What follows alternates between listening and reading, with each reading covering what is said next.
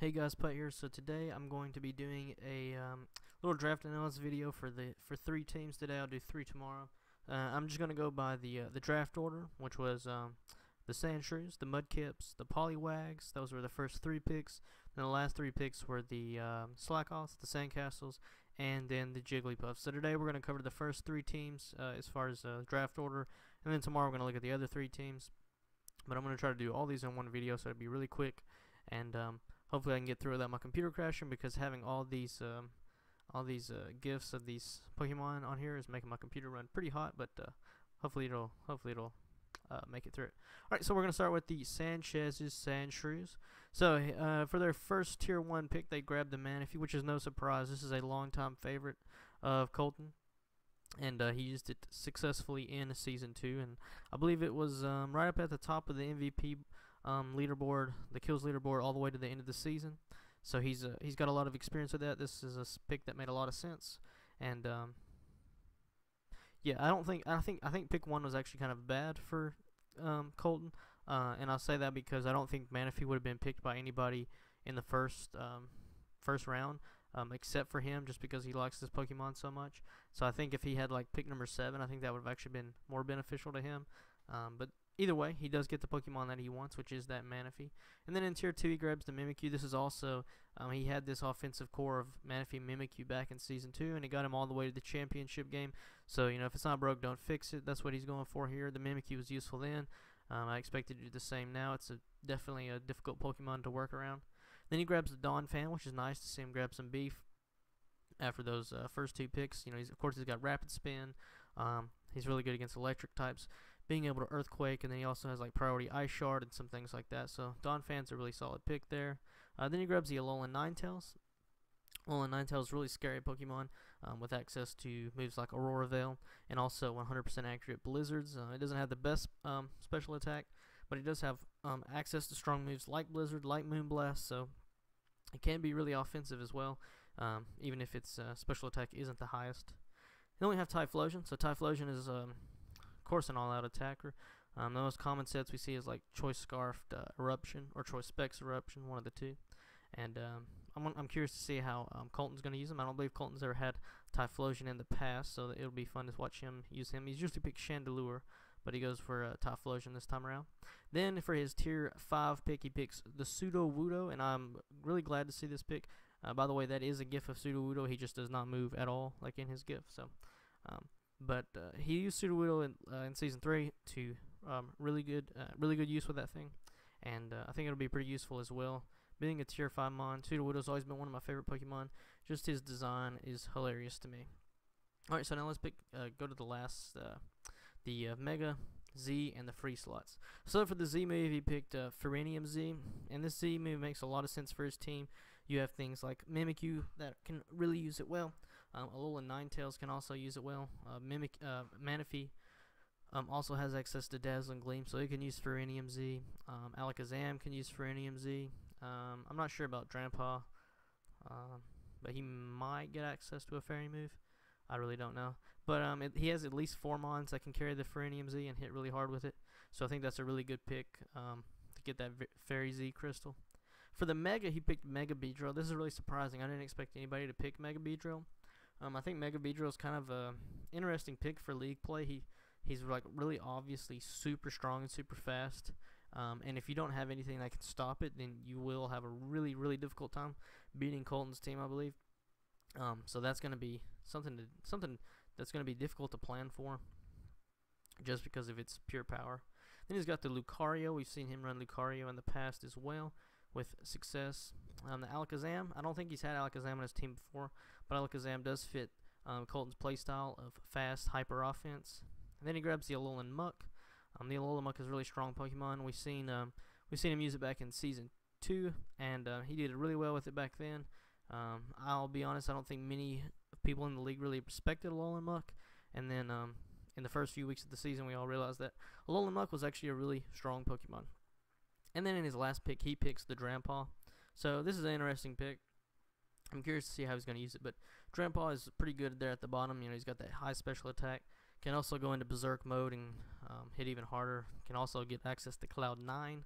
So that could be useful for against some weather teams, but we'll see. Overall, I think Colton's draft is pretty strong. He's got a lot of offense, not a lot of defense. So he'll have to figure out he'll have to figure out ways to get momentum in his favor, and then use that B drill effectively. And if he can do that, I think his team could be very successful.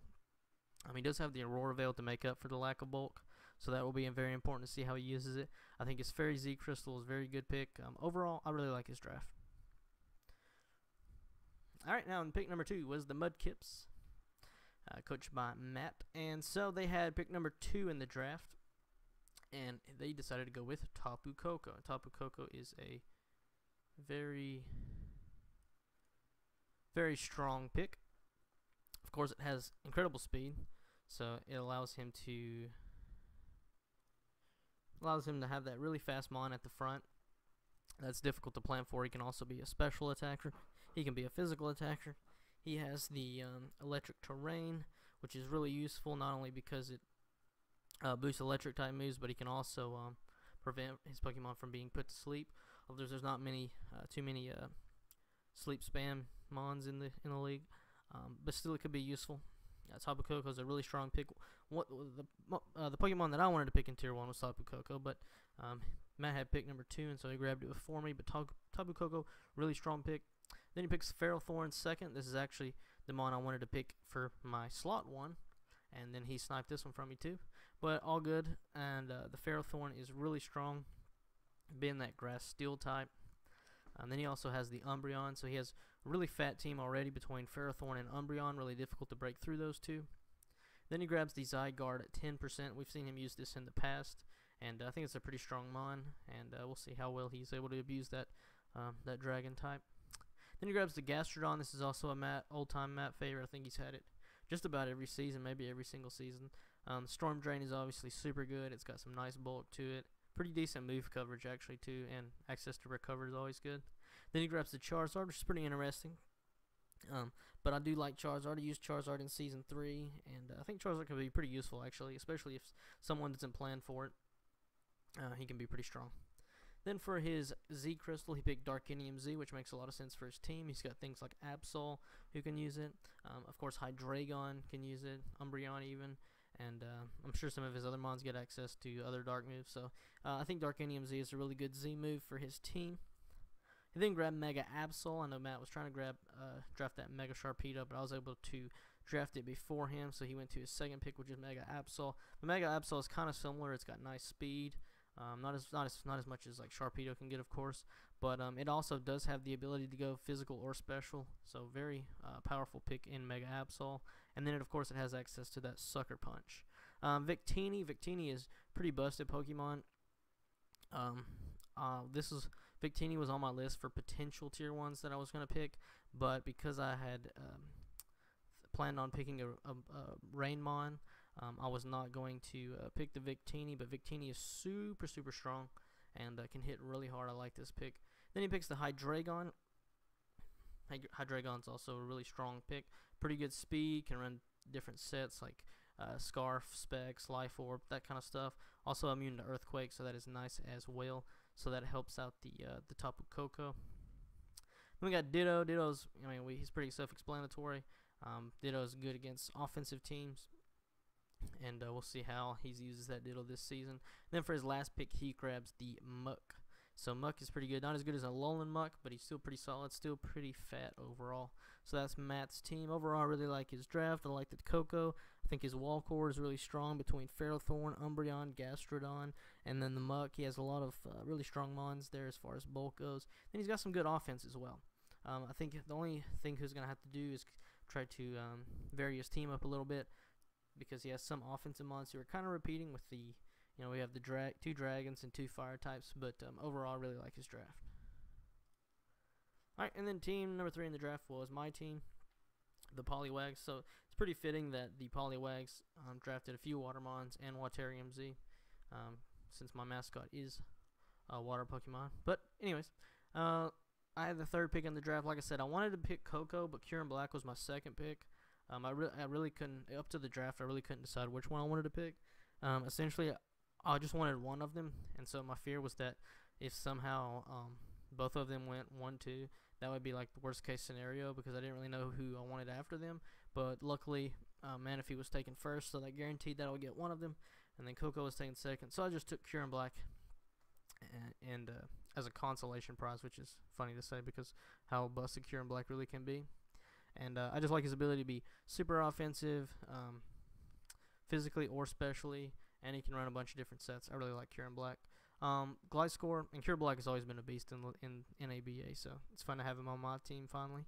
And then Glide Score is my tier 2 pick. I just really love this Pokemon. He's really dumb with like Toxic Heal and being ground flying type. He has a really strong defensive typing and a really strong ability, really good stats. Overall, he's just a super strong Pokemon. Then we have Pelipper. So I grabbed Pelipper because I did want a rain user, and so the two options were Politoed and Pelipper, and Politoed was already taken. But I wanted Pelipper more than Politoed because Pelipper is more versatile to my team than Politoed would be. Just because of the fact that it's flying type, so it does have access to like that Hurricane, and I think you can be a little bit better offensively than Politoed. Politoed is probably better defensively than Pelipper, but I just wanted Pelipper for that rain because it does give me a pretty big threat with things like the Sharpedo in the rain, Poliwrath, Swift Swim in the rain. I could fire off some Thunders with like say Rotom Wash, Magnezone, Galvantula. Well, Galvantula's already got the boosted accuracy, but rain makes it 100% accurate. And the rain also protects certain mons like Magnezone from fire, Amoonguss from fire. So that was kind of the idea behind the Pelipper, is that it's a pretty strong mon overall, and the rain is pretty good with my team. Then I picked Galvantula in tier 3 slot 2, and this is just because I wanted another. Well, I have 3 electric types, so I didn't really need another electric type, but I wanted a Pokemon that could set webs, and Galvantula was the best one remaining. And I think Galvantula is pretty good because it can not only just set webs, but it can also be pretty offensive. So that's why I like Galvantula. Then in tier 4, I picked Poliwrath. I wanted a Swift Swim user. It was between Ludicolo and Poliwrath, but I decided to go with Poliwrath simply because I like Poliwrath a lot as a Pokemon. I've used him a lot in the past, and my mascot is Poliwags after all, so I thought it was pretty fitting to draft the Poliwrath. And then for tier 5, I grabbed Garbodor just because I love Garbodor's design. I think it's really stupid, and I just love it. And he's a poison type, pretty fat, pretty good move pool. He's a pretty decent mon, but I like him in tier 5. Alright, so now for the Z, Mega, and free slots. So I went Waterium Z. It's the one that made the most sense for my team. I have a lot of Pokemon who can use it, and especially with Rain, if I can get a Z boosted Hydro Vortex on any of my mons, it's going to hit something really, really hard. So that's why I went with Waterium Z. From a Mega, I grabbed Mega Sharpedo. Sharpedo's always been one of my favorite Pokemon to use, and I've never drafted it in the past. I wanted to draft it in Season 3, but right before Season 3 started, Sharpedo got moved up from RU to Borderline, I believe, in between UU and RU. So I wasn't able to draft it then. And so yeah, I grabbed him now, and I really like Mega Sharpedo. That speed boost ability is awesome. Having strong jaw also makes it his Crunch, Ice Fang, Psychic Fang is really strong. I really love this Pokemon. He's really fun to use, and his design is amazing. And then for free slot number 1, I grabbed Amoonguss. So there was 3 grass Pokemon that I wanted. Well, not that I wanted all 3 of them, but I wanted one of the 3, and it was Ferrothorn, Amoonguss, or Tangrowth. Those were the 3 that I wanted, or at least one of those 3. And so my first option was Ferrothorn because I thought, hey, if I can get Ferrothorn, I've got the Pelipper for the rain, so that may dissuade people from bringing like Hidden Power Fire on something to hit Ferrothorn. Or if I get Ferrothorn up in the rain, I don't even have to really worry about fire type moves being able to one-shot me. So that was kind of the idea behind the Ferrothorn. And also because I had decided to draft Coco, I didn't really want to take Amoonguss in Coco just because that makes it hard for me to use Spore consistently. But since I took Kyurem, that kind of opened the door for Amoonguss more. But anyways, the Ferrothorn ended up getting taken by Matt, and then Josh actually took the Tangrowth in his round 1 pick. So after that, I realized that Amoonguss was the only one of the 3 that was still left, so I went and grabbed him for my tier 1. But I was really pleased to have Amoonguss. Then I got Rotom Wash. This is just, his typing is, I guess, kind of redundant on my team because I already have 3 electric types. I have 3 other water types. So, but Rotom Wash, he doesn't really share similar weaknesses with him. He's not weak to Earthquake like Magnezone and Galvantula. He's not weak to electric type moves like Pelipper, Poliwrath, and Sharpedo. So even though his type's kind of repeating, his weaknesses are not really the same as theirs. So I didn't care. I didn't mind picking Rotom Wash. I just like his versatility as a Mon. Then I picked the Magnezone. Like I said before, I just felt like it had a lot of good synergies with the Pelipper, and I think it's just a strong Mon in general, and it gives me a really good special attacker. If you look at my team, I have a lot of physical Mons, like the Kyurem's mostly physical, Sharpedo's mostly physical, Poliwrath is physical, Gliscor's physical. You know, I have like the Pelipper, the Galvantula, and the Magnezone. And then, of course, you could throw Rotom Wash in there as well as my main special threat. So I wanted a really strong special threat. That's why I grabbed Magnezone. I feel like it had good synergy with my team. And, of course, I have a lot of Earthquake switch-ins, like the Rotom, like the Gliscor, like the Pelipper. And most Pokemon that are going to be spamming Earthquake, those three can match up pretty well against. So I wasn't worried about his 4 times a week to ground. Then for my last pick, I just grabbed the Crustle. I really like this Pokemon. I think he's got a really derpy design. And just his ability to either like set rocks or to shell smash, or just to be a big bulky dude that can, you know, have sturdy. I really like this Pokemon. And we'll just see how much he gets used this season. So that's going to be it for the first 3 teams for the draft analysis. I think all 3 teams are pretty well suited to go into the league and have good success. I think every team actually this year has got a really good draft. Every season of NABA gets harder and harder as everyone is getting better at Draft League, and makes the league more competitive, and it's really fun. And good luck, everybody. I will see you guys out on the showdown. Peace.